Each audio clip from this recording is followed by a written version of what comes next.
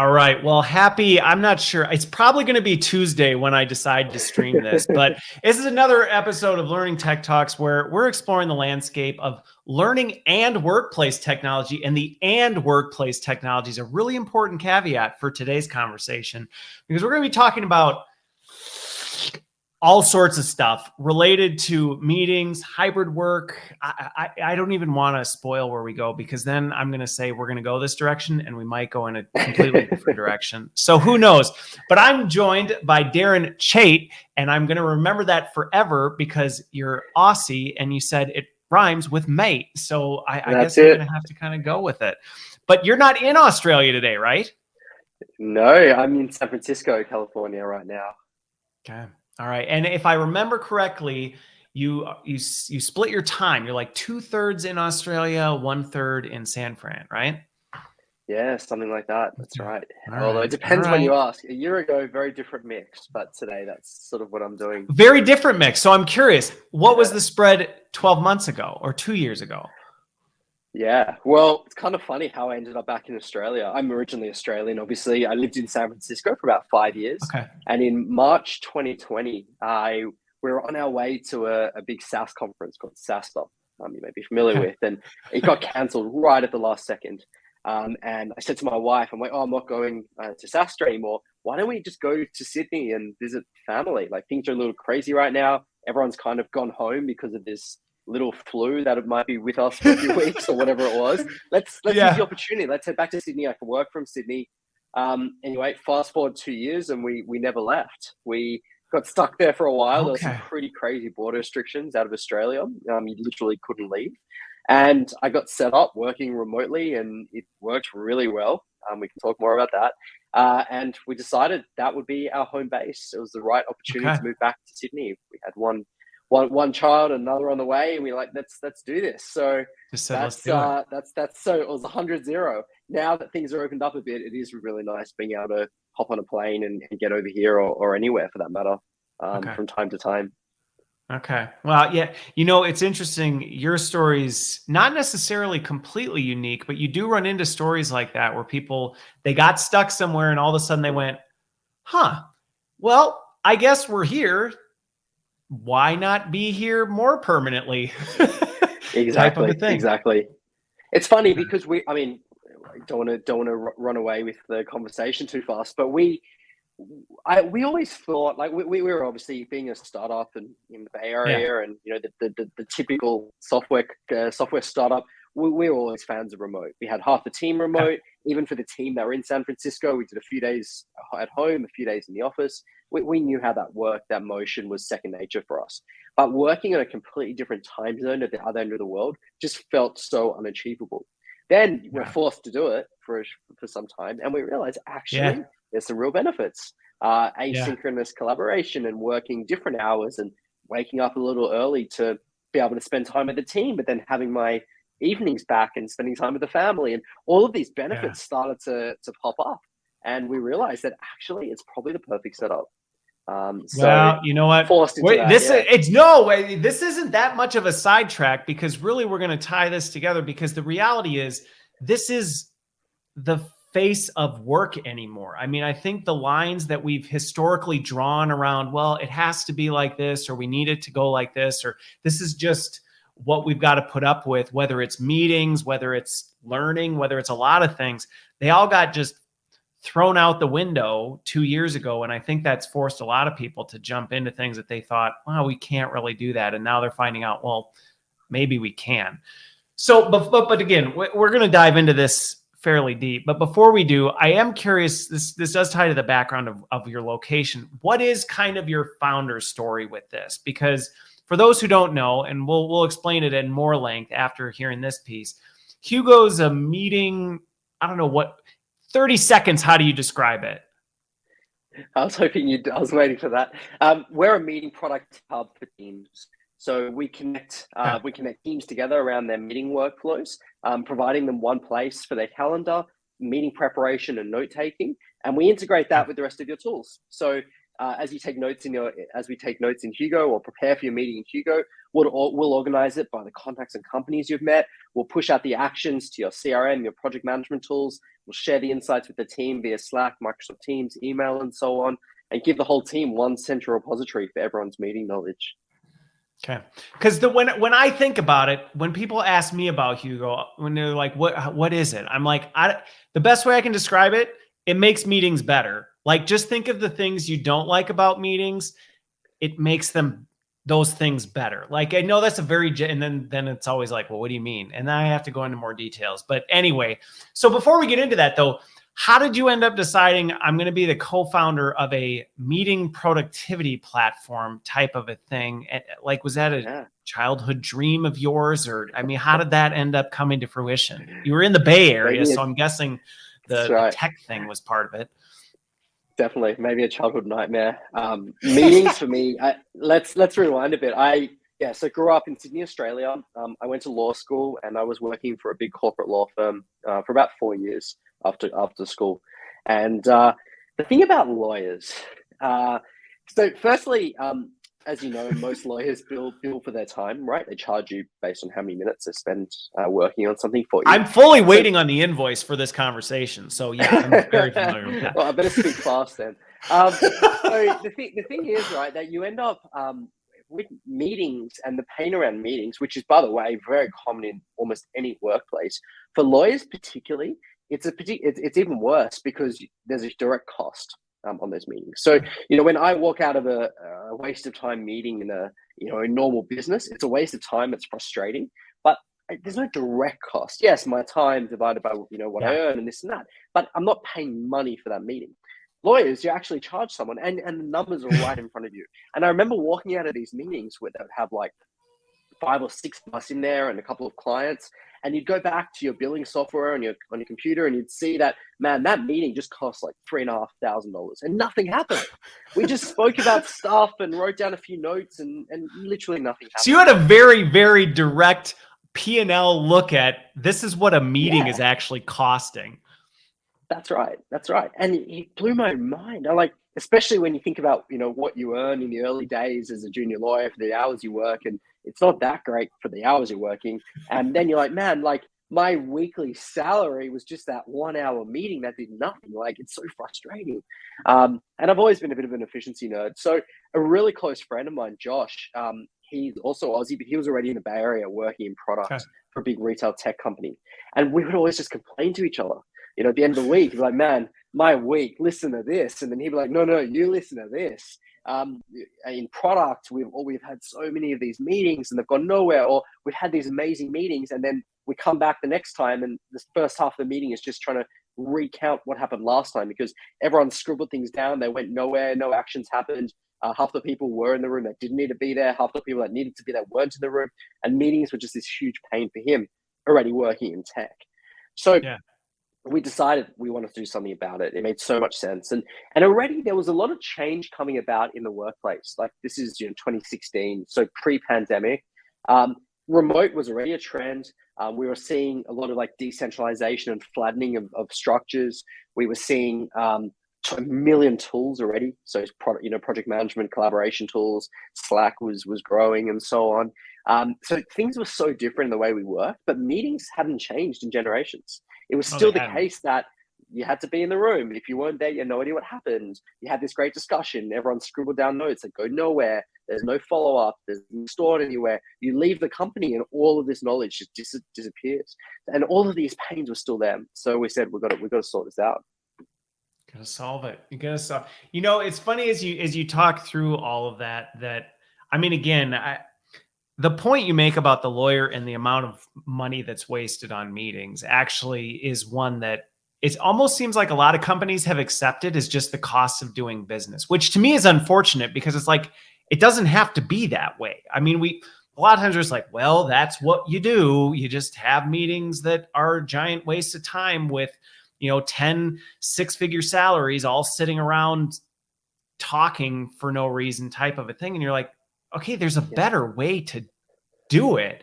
So How has that journey progressed though? Because if you got started on that, 2016 was when kind of the journey began. Like, where did that Yeah. start and how has that evolved? Because saying, man, meetings are awful and inefficient and we should do something about that, that could feel like, I don't know, trying to solve world hunger or, global climate change, where you go, oh yeah, okay. I mean, where did that start and Where do how you has that start? evolved? Yeah.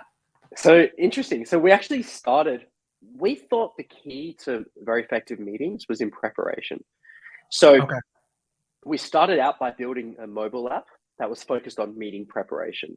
We wanted to give you all the context you needed to crush that next meeting. And a lot of lessons there. I moved to San Francisco. Josh was already there. He left his job and we started building together. At the time, we thought that being in the Bay Area, at least in the US, but in the Bay Area would give us a real advantage compared to working from Australia as far as investors, markets, customers, time zones, and that.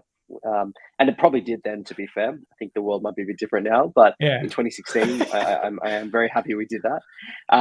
And we built this mobile app, raised a bit of money, built this mobile app, and we ended up in a really strange spot.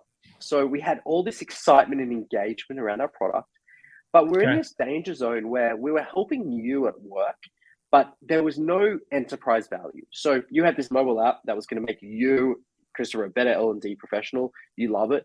But how much are you willing to pay yourself to be better at your job? But from the company's perspective, they don't see the value of this, right? Because it's got nothing to do with them. It's making you a better professional. So we ended up in this danger zone of like prosumer products where the consumer doesn't want to pay because it's for the business, but the business doesn't want to pay because it's for the consumer. But anyway, as we were trying to navigate that, it's kind of funny. A couple of things happened at the same time. One, my co-founder and I spent a lot of time out of the office. We were meeting customers, investors, partners, trying to navigate advisors, trying to navigate our way through this. And the team, which at the time was a handful of engineers, designers, the marketer, were in the office and they were disconnected from what we were hearing. We'd come back at the end of the day and say, hey, everyone, here's what we learned today. We really should push in this direction. I don't think that's going to work. And they'd be like, okay. And everyone would kind of try and capture them, would disappear again. And we'd come back 2 days later and just brain dump everything we'd learned. And it really caused this disconnect because we were on the front line hearing this stuff. The team was sort of trying to act on it, but they didn't have access to it. They weren't plugged in to what was happening out there. So someone on the team, and I think it was based on the customer's idea, if I recall correctly, but they had an idea to build a Slack bot that connected to our calendar. We built it in the existing app just because we had the infrastructure. But what it would do, it would ping me and say, hey, Darren, you just met with Christopher. What happened? And I'd reply to this Slack bot and it would share it with the rest of the team. So my notes for the meeting would be shared via Slack with everyone else. So all of a sudden there was this transformation, like we were taking the whole team to every meeting because they had without the kindergarten soccer team. Exactly. They had access to like everything that was happening on the front line. We had it stored in an effective way. And then, engineering was saying all these great ideas. We really need them in Trello. And, sales, as we started to build then, we're saying, we need this stuff in our CRM if you're talking to a customer. So we started building a few integrations as well on top of that. And before we knew it, that was the beginning of Hugo. The customers that saw the way we were working as a team were more excited about that process than the product as it was. So we pivoted, I hate that word, to build a web app, now Hugo. And that was the beginning of Hugo. And we took that to market in late 2018. And that's been Hugo ever since. What's really interesting about that story, and I think this is anybody listening and watching this can take this away from it, is the fact that when I think about people complaining about meetings, like you initially went down this path and discovered, and we'll use your favorite word, pivoted on, was the fact that everybody's solution usually is, what we really should get better at? Meeting agendas. Like, we should send agendas and pre-reads out, because if we do that, we will have better meetings.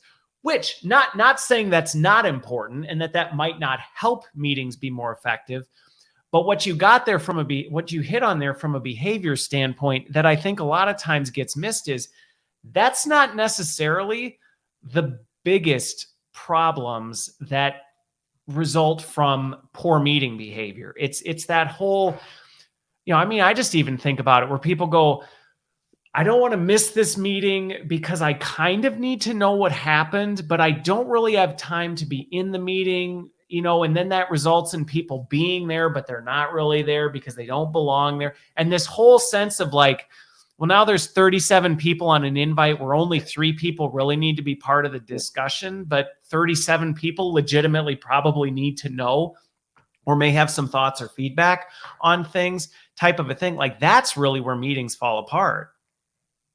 100%. I think that's it. The other way of thinking about it is, when we're trying to build software that changes behavior, we want to start with the path of least resistance. You're already taking notes. Most people take notes in meetings. They go nowhere, they get lost, they're not actionable, like all of those things, but you're taking notes already. So it's not a big ask to say, hey, instead of scribbling that on paper or putting in your own Evernote account, put it in Hugo. Because as soon as you do that, we can add all this additional value with no extra effort. Okay.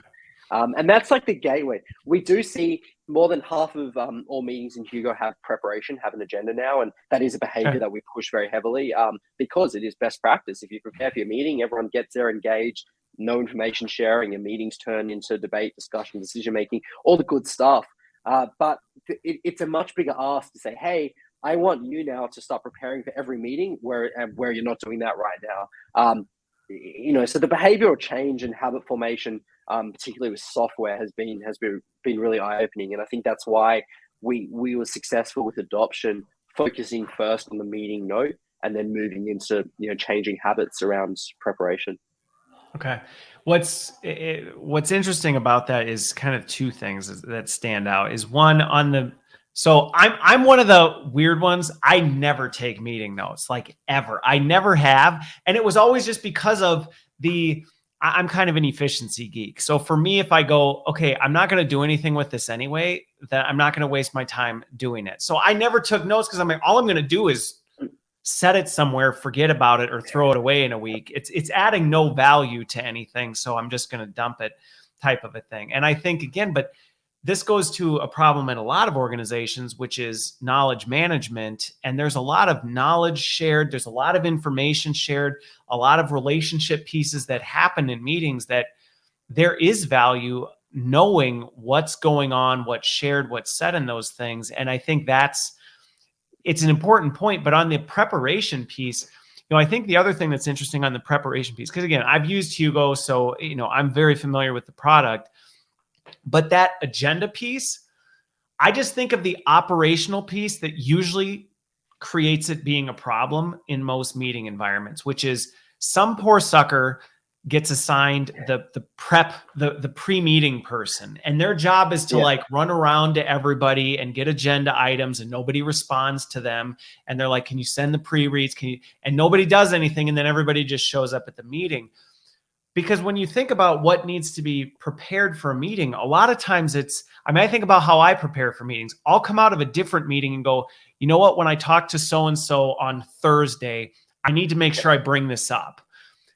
And rather than jotting it on a Post-it note or throwing it somewhere and then forgetting or whatever, I can actually put it somewhere, and you can collaboratively build that. What does this meeting need to be about? And comment, collaborate, things like that. And that's a lot of times missing when poor so-and-so who's like, oh, great, I'm responsible for planning the agenda, is like, well, I'm on my own and I'm going to have to try and guess what the meeting's about. Yeah. And what you're describing, I think, is one of the biggest trends in collaboration that we've seen over the last 2 years, which is asynchronous collaboration. The idea that we can all prepare. Like, we used to see this funny phenomenon around the pre-meeting meeting, particularly when it's external with a customer. So we're like, the pre-meeting meetings. hey team, before we go and meet this big customer, we need to get together and figure out our story. What do we want to cover? What are the objectives? And you have a meeting about your meeting.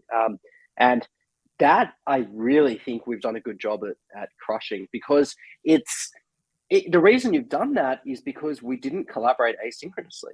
There was no effective way or process to say exactly what you described. Like, what does everyone want to throw in the agenda here? What are we all going to talk about? Is everyone happy? Edit it as you see fit. Go to this meeting prepared, but we've never actually sat down to talk about this meeting before. Right. So async, and that's just one example of asynchronous collaboration. But that's probably one of the best things to come out of the pandemic at work, in my view. Okay. Interesting. Well, I'm also curious, you probably see a ton of data because you're seeing how people are doing meetings. Are there any other things? So the collaboration ahead, and I think this was a struggle for a lot of folks when the pandemic hit, because it was, at least when folks were in person, it was a little more, you were bumping into each other, you'd have these conversations. So at least you came into a meeting a little more prepared to have a conversation. All of a sudden, everybody was all over the place. And then it was, people showed up at these meetings, on Zoom. They're already half distracted with the other 10 things going on. And then it was like, what are we here for? Type of a thing. Are there any other patterns of behavior that you've seen that were one way before, but now you're starting to see changes? Well, what you described was really interesting. So when the pandemic hit early 2020, we had a moment of like, oh, like we could be in trouble here, right? Like, what's going to happen in meetings? Because if you think about it, like, well, okay, now everyone's working remotely from home, so in-person meetings are over. Business and the economy and all of that was really in question, or up in the air for a bit. Yeah. So sales pipelines were drying up. People weren't hiring, so recruiting was really drying up. So we're like, all of these meetings just aren't going to exist. Like, what's the use case for Hugo with no meetings? And we were sort of sitting there with the dashboards, like, oh my God, what's going to go on? And the opposite happened. Meeting numbers just exploded. Yeah. We couldn't believe it. I wrote a piece for Quora, I think it was like April or May 2020, where I shared some of the data, and I said, and we're talking about that. And when we looked at some of the meeting titles and tried to anonymize and analyze the data, we just saw titles like catch up, sync, update, like all of this stuff just went through the roof, because what people were doing was what you described, that water cooler conversation, that quick, like, hey, Christopher, check this out. Or like, do you have a minute? I was just thinking, now turned into 30 minutes on your calendar. And that was where the Zoom fatigue, term was coined. And that first year of the pandemic, where we were almost like pulling our hair out, some more than others maybe, but we were like, I didn't have any to start, so it's fine. It's not pandemic's problem. We were really just struggling with this, because the number of meetings exploded. Every human interaction was now 30 minutes on my calendar, and that drove, I think, a lot of really positive progress in the way we collaborate. The move towards async, realizing that meetings aren't the answer, and looking to other tools and processes and systems and ways of operating and collaborating was sort of like the phase 2 of the pandemic. Now, I think that problem still exists. I read the other day some Microsoft research from through 2021 that said there's 200 times more meetings than there were pre-pandemic. It's wild. So we definitely haven't hit our stride there as a society or a workforce, but it's I think we're starting to now realize, and a lot of talk about async, which we'll keep coming back to, has helped there for sure. Well, and I'm curious on this one, from a user behavior, because I think one of the challenges, and this Zoom fatigue thing, is it's kind of, I made a post on LinkedIn the other day about the fact that, people don't have survey fatigue. They're just tired of being asked about things and then nobody doing anything. And I feel like Zoom fatigue is a similar thing. People aren't necessarily fatigued from Zoom. They're fatigued from being in these back-to-back things that are not adding any value to them. And they get to the end of the day and go, I was in all these freaking things and I got nothing done. And it was a giant waste of my time. And I think that's where it's like, okay, to your point, we haven't really hit this stride, because I think the FOMO, the fear of missing out thing, still happens a lot, where, like you said, people are packing their calendars all day and not necessarily going, you know what, though, the notes is okay. I don't have to go show up if I'm really not part of this discussion, but I just need to know what goes on there. How are people adjusting to that? I mean, are you seeing people starting to get on that? Because I do sometimes. I mean, I have conversations where I'm like, just don't go to the meeting, and people look at you like, are you crazy? Don't attend? You're like, you literally said you're just going to kind of figure out, like, what's the general discussion happening on here. It doesn't sound like you need to be part of it. Yeah. So that's an interesting metric that we monitor with Hugo. The meeting efficiency, like the number of attendees. We see in general a 40% reduction in meeting attendance over time, but after Really? 6 months or so. So yeah, yes is the answer. I think the problem is though, Hugo aside, and obviously there's other solutions and workarounds there too. If you're not sharing notes, if you don't have a habit of sharing notes, you are going to miss out. Like that's Yeah. where that's where knowledge is shared. Like meetings are where work gets managed. It's where we share information. Even at a personal level, it's where you establish shared consciousness and like the types of people and how they think and what's going on for them. So the FOMO is right. Unless you have good processes for capturing what happens in a meeting and sharing it and having it accessible and surfaceable, you're going to miss out if you're not in the meeting. So I don't blame everyone. I It's blame fair. the leaders and those that have the opportunity to create that culture of sharing meeting knowledge. So you don't need to be there. Like we talk about the 3Ds. Like a Okay. real meeting is for debate, discussion, and decision making. Now, if you're not going to be a part of those things, you shouldn't be there. If it's for knowledge Yeah. sharing, for updates, for just understanding what's happening, read the notes. Or if you really have to, listen to a recording. If you really have to, if you're coaching or I whatever. like the face you But made yeah, with that, because I can't tell you how many times I've seen people be like, let's record this meeting. And in the back of my mind, I'm going, so no no one's one ever can listened to it. ever watch it? I mean, okay, sure. The only benefit of recordings, I personally think, is for like sales coaching and like the customer True. facing meetings. But anyway, That's fair. yeah. But anyway, so that's it. I think I don't blame that feeling of FOMO. Blame the businesses who should have a culture where meeting knowledge is shared, notes are shared. You've got access to what's happening, or you had the agenda before and you can opt out and be like, "Hey guys, this is the weekly L&D catch up, but there's actually nothing on here that I need. I've got the update because everyone's throwing their updates or the metrics or whatever we're sharing. The discussion doesn't involve me, so I'm going to sit this one out. I'm not going to Yeah. have FOMO because I know what you're talking about, and I've just got that hour back in my life. So that's the failure point, not the individuals who have the FOMO. Well, and so on that, and maybe we can kind of shift gears to kind of talk about this a little bit, is some of this operational implications of it, because I've seen just with, and this is just a philosophical thing when it comes to tech, a lot of times people are looking for the tech solution to solve the problem. Like, oh, if we get this app or we buy this platform, magically all these things are going to fix themselves. And I can see people Yeah, going, hey, great, we get Hugo, and then our meetings are going to be better. The capability for your meetings to be better is there, 100%. but without the operational implications, because I mean, I just think some of my meeting practices, and I'd love to just hear some of the things that you've seen as good starting points, because this can feel overwhelming. You go, oh, meetings are a mess. Like, how are we going to solve these things?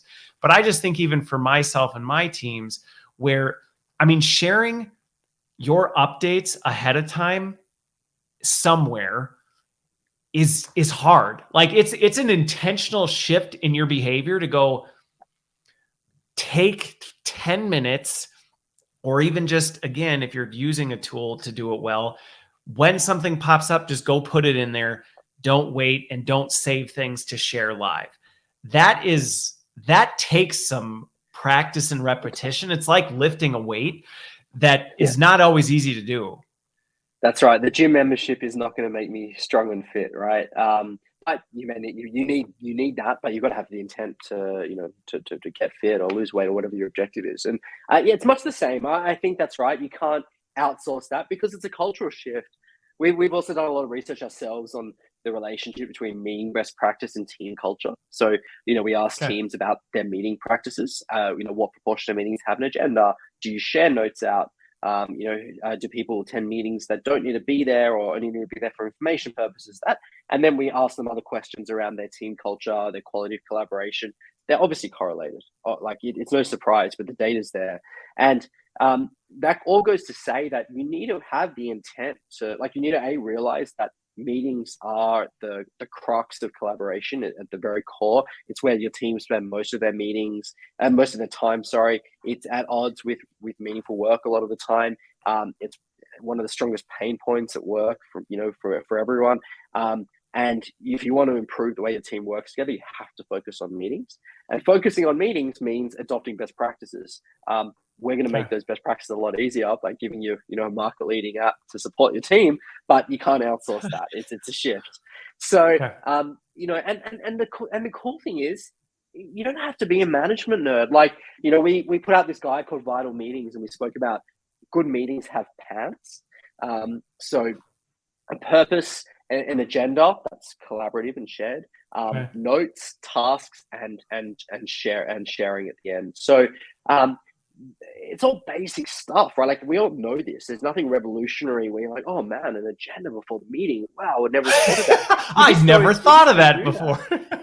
That's right. We just don't. It's just we just don't do that. So that you need that commitment to the basics, but all you need to just do it a couple of times, you'll see the light. And as soon as you see these meetings that are halving in length and halving in attendees, and the way your team feel about work and the amount of work and out, all of these things, it's like a drug, right? It's addictive. You can't go back from that. Your team won't let you anyway, and to be fair, one of our biggest, strongest growth levers at Hugo is the sharing piece. Connect Slack, start sharing your meeting notes to Slack. You can't ever take that away. You see other parts of the business that now have exposure to certain meetings, to what customers are saying, to big decisions that are being made. That is an irreversible decision because your team gets so much value from it that they'll never let you take that away from them. So it's definitely a commitment to changing process for sure, to be able to pull this off, supported by tools for sure. So I'm curious on this one, because this will be a good kind of, let's go what good looks like on this and kind of talk through this. And did you say paths? Like that's your acronym for remembering what it is? Like pants. Like pants, yeah. like PANTS. Yeah. Okay. That's it, man. Yeah. So soup to nuts, start to end. I am really curious. And then I want to talk about kind of this how workflow happens with things, because I think that also does make a difference. But when you've seen, as you've seen folks kind of optimize meetings, because I think this goes back to kind of, okay, what does good look like on the other side? I think probably conceptually, a lot of people in their head could probably go, I think I get it. But what does that look like? I mean, obviously, like you said, and let's go ideal use case. In an ideal use case, if you said, if every meeting could look like this, your life would be, we'll make up some percentage, 1,000 times better than it is today. Yep. What would that look like? Yeah. Good question. So the first is the purpose. Like, do we actually even need a meeting? And now, if you look through your calendar, you've got a ton of recurring meetings. You've got your check-ins, your catch-ups, your weeklies, your whatever you want to call them. Why are they all there? Like, a lot of the time they're there because we feel like we need to, be across what's happening. We need to stay in sync. They're there because they've always been there. They're just ingrained in team processes. What is the actual purpose of this meeting? And if you start using, if you answer that for me and start using words like update, check-in, sync, that for me, I've got like alarm bells going off in my head, because they're really important processes of working in a team. You don't need a meeting. We have Slack, we have Notion, we have 100 trillion tools. Just share that information. Send a Loom video like, hey, Christopher, I want to just update you on, my L&D focus for the week, what I've been working on and the status of this project. Like, awesome. You got a much better update than you would have got in the meeting. You can watch it on your schedule. It's taken me 5 minutes to record that. And you're like, man, this guy's great. I've got everything I know from him and everything I need to know from him, and we're on the same page. Done. Meeting avoided. So the real purpose of a meeting, I touched on it before, but the debate, discussion, decision making, we do need to get together sometimes, and it should be for a very specific purpose that involves that two-way dynamic, not for the updates. Now, sometimes, and these are the best meetings, I think, you can actually cover the updates and information sharing through preparation. So talking about agendas, right? So we do need a meeting. So you now need a plan. You know what the purpose of the meeting is. What are we going to cover? And when you think about what we want to cover, there's some stuff that should just be for information sharing, throw in the agenda. So everyone's across, the context, everyone should read this, everyone should see the latest metrics if that's relevant, whatever the pre-reading is. And then it needs to be collaborative. Now, collaborative agendas are game changing. It sounds so obvious, and again, I'm not pushing Hugo too heavily. Use a Google Doc if you have to, for God's sake, because if you can go and start a Anything's document better and say, than "Here are the nothing." things." That's right. Here are the things we're going to cover, and then share it with everyone in the meeting. Two things are going to happen. One, you're going to miss some stuff, and everyone in the meeting can add to it. But more importantly, everyone in the meeting, whether they added something or not, feels a part of that meeting. They arrive engaged because they've weighed in on what that meeting's about, what they're going to talk about. They know what to expect. They've turned their mind to it before. You're going to have an incredible meeting from the get-go because everyone's a part of that meeting. It's not your meeting that everyone's attending they're going to sit there and not know what any of it's about. Wish we could talk about some other stuff and having, be put on the spot to think through everything. So collaborative agenda setting is absolutely it. And the other thing is, obviously, as we would all know, the running of the meeting is that much better with an agenda. It's really easy to keep things on track, and you've got a natural template to take notes too. Just fill in the headings as you go. Note taking. So you've got your great meeting. You need to have it. Everyone's on board. You've all prepared collaboratively. The information that can be shared asynchronously is in the agenda, so we're not going to waste meeting time on it. Now we're having this amazing debate and discussion. We're making all these decisions in the meeting. Capturing it, like, it's still costing a fortune, so why would you let the value dissipate when it ends? Like, hold on to that stuff. So getting some notes down, and I'm not talking about like transcribing every word, but just like what we discussed and what the takeaways were, remembering that this is gold for people who weren't in the room, and this is also gold for you in 6 months time when you have no idea what we spoke about or all that time ago. So some notes, and again, depending on the culture, sometimes you have one note taker, other times everyone will add to the notes collaboratively. Whatever works, get the notes down. Tasks and actions. There's some really good frameworks here. Amazon are really good at this. Apple historically have some good cultures there, but we talk a lot about like directly responsible individuals. So not just figuring out what we need to do next, but who's going to own it. So much stuff slips through the cracks, right? You're like, yeah, things we should really get onto all this stuff, and we've all been in that meeting. I mean, I'm just thinking of the meeting where you get to the end and you're like, that was a really great discussion, and then the meeting ends and you're like, but does anybody know, is anybody doing anything about this type of a thing? And the meeting ends, you're like, all right, well, I don't really know.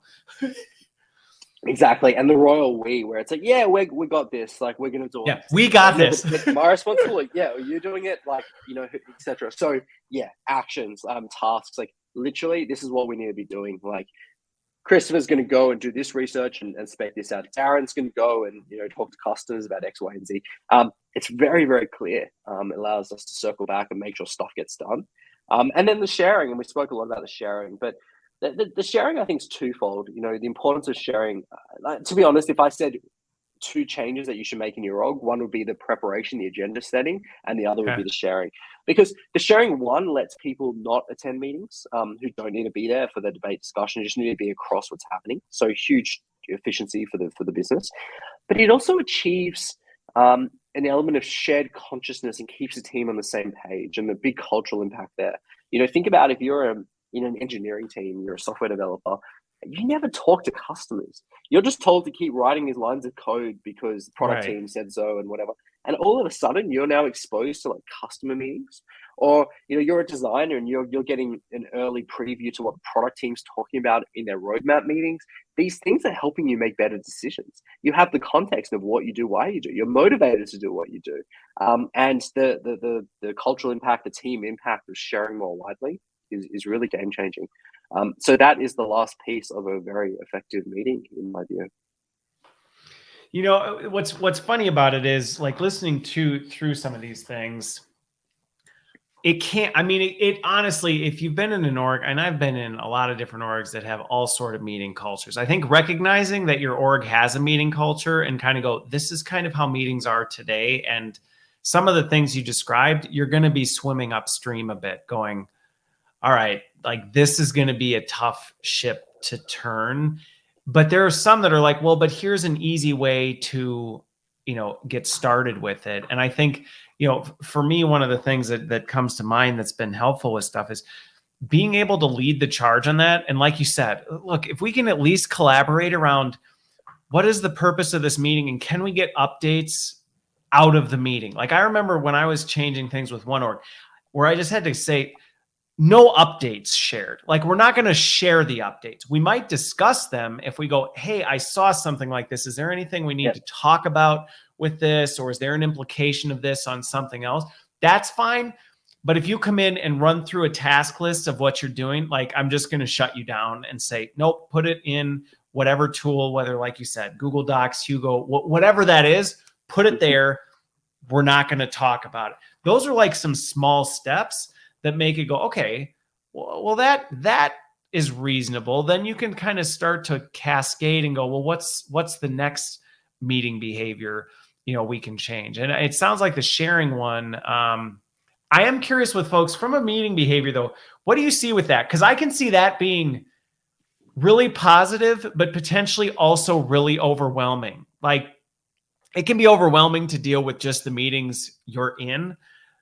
To some degree, the thought of, now I'm looking at like all the meetings of all the people that are out there type of a thing. How do you recommend, or how have you seen people balance that? Because I can see that being like information overload. Oversharing. Yeah. I think there's two types of sharing. You've got active sharing and passive sharing. Active sharing is me mentioning you and me pushing something to you, saying, hey, Crystal, you really need to see this. So we achieve that through assigning tasks or just mentions in emails. That is really where I'm disrupting your flow to go and check it out. Passive sharing is more around making things available. So, you can flick through and you've got downtime as your interest dictates. So that's the most effective way to share those meetings. We see a lot of our customers create lots of Slack channels where they can be like customer meetings and weekly product meetings and L&D team meetings and that. And you can just subscribe to whatever you like, and you can see a feed of meetings, and you can check them out as you want, but you don't have to.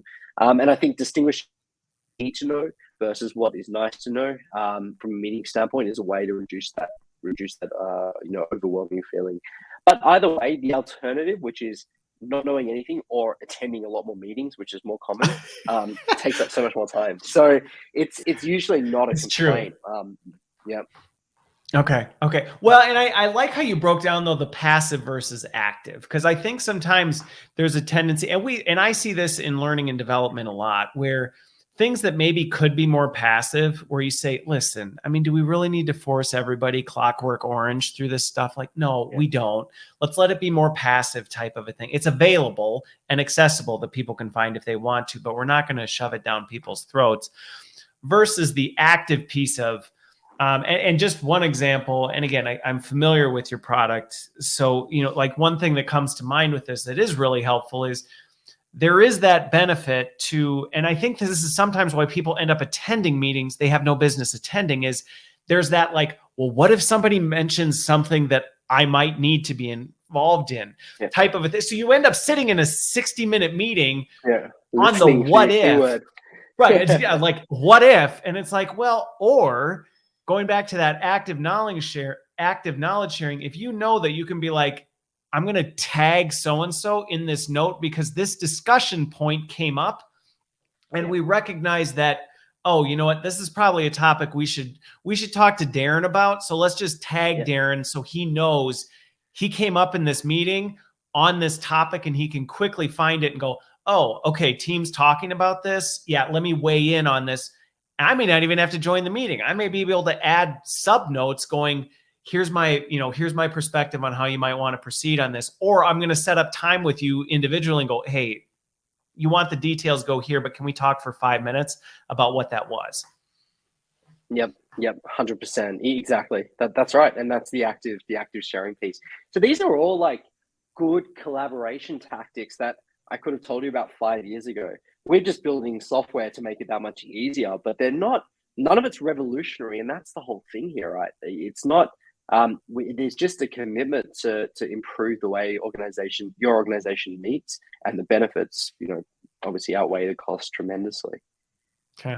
Well, and I think one of the things I am curious on this one, because I'm curious how you're seeing this now that things are kind of sort of starting to open back up. And I say that kind of sort of because it feels like one day you hear that and then the next day it's like, well, we're back on lockdown and everything's shut down.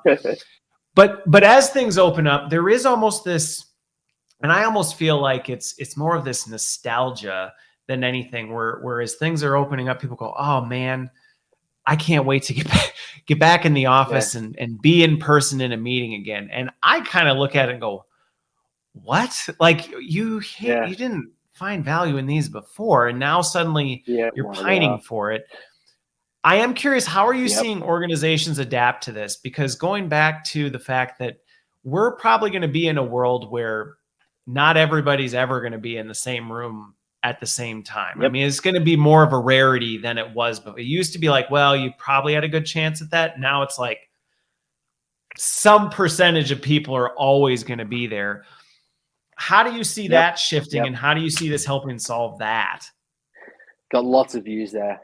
So we now think about work as hybrid rather than remote or in the office, or work from home or the office, and those sorts of things.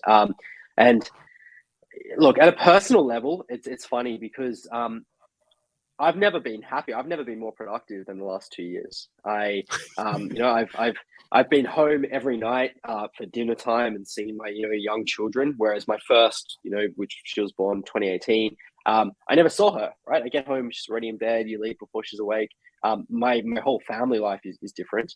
I'm not spending an hour a day commuting, and that's not even that long. An hour a day for most Americans, they're spending more than that, in the car or on the train or the bus or whatever. So all of these things, I've never been happier. So this drive to go, well, hang on, pandemic's over. Now's the time to get back to work is bizarre for me. I'm like, oh, back to exactly what you said, back to old ways of working where I wasted my time and never saw my kids. Like, why? That's one. And by the way, to the extent that the workforce feel the same way, and many of them do, because they've left the big cities, they've moved away, they've changed their life, they're living a higher quality of life because they're not spending crazy money on big city rent, whatever it is. They're voting with their feet. If how often I'll be interviewing someone for a role lately as a remote company. I'm like, why are you leaving? They're like, organization, our company is making us go back to the office. So it's not up to business anymore. If you want good talent, your talent pool is completely limited if you're not going to agree with that. But to your point, I think what's happening is the pendulum just swings. Like we've gone from every day in the office, many businesses, to no human contact, and it's natural to want some human contact. And the ideal isn't that. What we do completely remote. Every quarter we get together for a week. We hang out, we spend time, we plan for the quarter, we socialize, we build relationships. That helps us when we're apart, understand each other and be more productive. And that's what we need as a business, for our team to have that connection, so we don't feel like, oh my God, I haven't spoken to another adult in person in 6 months. So it's that pendulum that swings. And I think a lot of it in this post-pandemic era, people are like, man, I just want to travel. I just want to see people. I just want to go back to the office. I just want to do and that's what that's about. And that's why I think the smart organizations are talking about like hybrid strategy. At the same time, everyone's different. One of the other things we've seen be very effective is like giving an allowance to work in a co-working space near home. Those days where you're like, I just need to get out of the house, or I just want to talk to other people. It works for me to be remote, but I just don't want to be in my own, room, staring at my laptop on my own for, 5 days a week forever. Sitting at your kitchen table as things are all over. That's right. Exactly. So I think all of these things are the leftover post-pandemic problems that an effective hybrid work strategy deals with. But I don't think the answer is like, we have the human contact, swing back to business as usual in the office every day, and there's no alternative. Because to be frank, I think you'll have trouble acquiring and retaining talent if you have that view. I don't think so. I know so. And again, the data speaks volumes about this. Yeah. What's interesting about this piece, and I think this is something that the relationship between meetings and learning, I think there's a lot of parallels, which is why I thought it was a really good topic to have on this, because really everything we've talked about, even the pants analogy, this is the same as true with learning and development. Like when we pull people together for live time, regardless of in-person, remote, whatever it is, it's like you're asking people to give up live time. You're asking them to give up precious moments of their time that they can't be doing other things. So if you're going to do it, it better have a purpose. it better be structured. You better only be asking for as much time as you absolutely need from those people. And anything of value needs to be kind of like spread around. And that's not just true of like meetings. That's true of development. That's true of all these things. 100%. But what's interesting about this too is, the term hybrid, that's your pivot was a trigger word for you earlier in the conversation.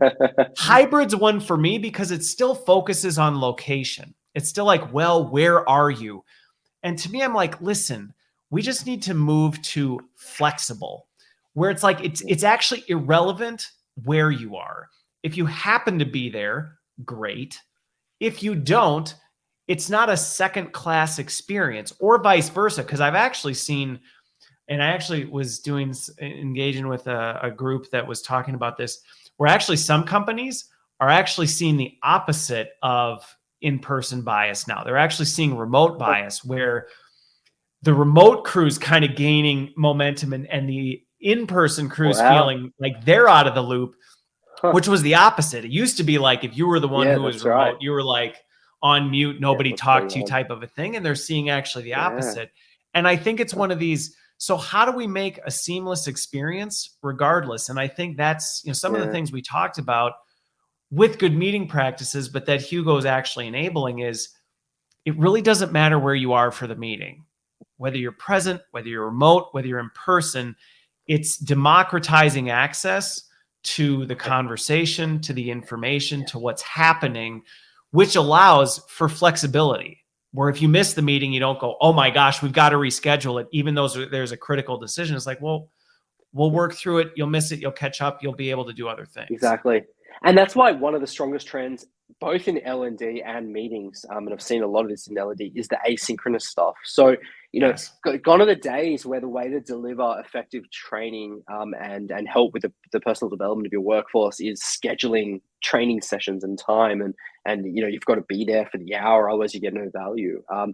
Video and delivering that asynchronously is one of the best tools that we have at our fingertips now. It works in my schedule. If I want to, clock off at 5:30 for dinner with the kids and then, run that session at 9 p.m. by watching it on my laptop in bed, like, great, that works for me, and I can consume it probably a lot better than I can rather than being half distracted because you scheduled it at, 5 p.m. your time.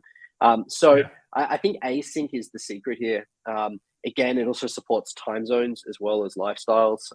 And we've seen the quality of work's gone through the roof, even on the same time zones. Like, we used to have 9 a.m. meetings. Now, a lot of our engineering team, they don't do that. They're up all night. That's just how they work. Their best, most effective hours are 11 a.m. to 10 p.m. or whatever. But we're saying, well, 9 a.m. is a pretty reasonable start time. We need to meet then.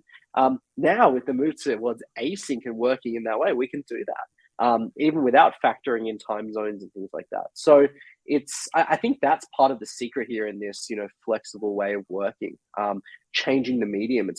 It's not just about real-time delivery of content, real-time meetings. It's having that knowledge available to you on a time schedule that suits. Yeah. Well, and I think, the flexibility of asynchronous, and I think it'd be easy for people to hear the conversation and go, oh, so we're saying meetings are bad. And it's like, no, actually they're not at all. In fact, they play a critical role. But I liked your point about the 3 Ds. It's like, that is when you say, this is when we need to bring people together live.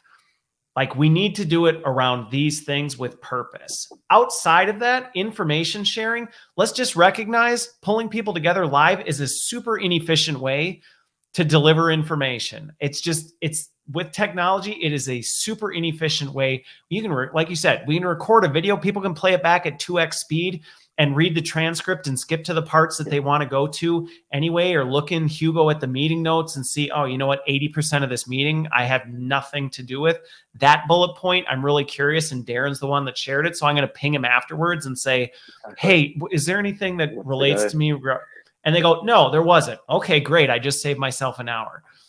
Yeah, exactly. That's it. That is exactly it. Well, I got to say, I mean, again, this whole shift, I've personally always been extremely disciplined in this because I'm an efficiency geek like you. So for me, it's like, if this isn't adding value to my day, I have 6 kids. I have a job. I've got other things to do. I don't have time to spend it doing things that are non-value add. And I think, that was one of the things that as I got to know you and your product more, I was like, this is adding efficiency to something that you have to have it. Yes, you absolutely need to have meetings to run an effective company. Can't get away from it. But can you do it significantly better than we have in the past? I think that's where there's been opportunity. And I think it's interesting that it took 2016, before people really said, man, like, why don't we completely rethink meetings? That's right. That's right. And the benefit isn't just the efficiency. That's how we started. We're all about ROI and measuring this stuff. And for sure, I can make a business case to any decision maker on why they need to think about meetings this way. But what you can't measure, but both the cost and the reward, is the cultural impact. The way your team feels about work. The feeling at the end of the day where you're like, man, I spent 8 hours in meetings and got nothing done, versus that was the most productive week ever. I love working with my team in this way. Everyone shares information. I know what's happening. I feel connected. All of these softer sort of attributes have measurable value, and all of them come from a much better meeting culture. So the data's there. What's interesting about this is, in the HR and actually really at the C-suite in general, employee experience is one of the top conversation points. How do we improve employee experience? This and this and this. And what a lot of times isn't part of that discussion is, well, what are the things that suck at work? We kind of avoid that. We're like, well, what if we had bagels, or what if we offer this, and it's like, right, but what sucks? And a lot of times it's like, meetings suck. So if you can make meetings not suck every time, you can dramatically improve the employee experience. You can have people going home refreshed, feeling like they aren't left out of you can actually impact employee experience through this kind of stuff, which, going back to that, this isn't about just like, can we cut the bottom line? Can we, that, I mean, that's important, but I think you can also do something bigger. 100%. Well said. Well, we could have probably had a whole cut, because that I'm not even going to, because that'll open a whole nother can of worms on employee experience. But I think it is a good way to connect this to, this isn't just about making meetings better for the sake of making meetings better. There's a lot more to it. So I appreciate you making the time. I'm glad we were able to have this conversation.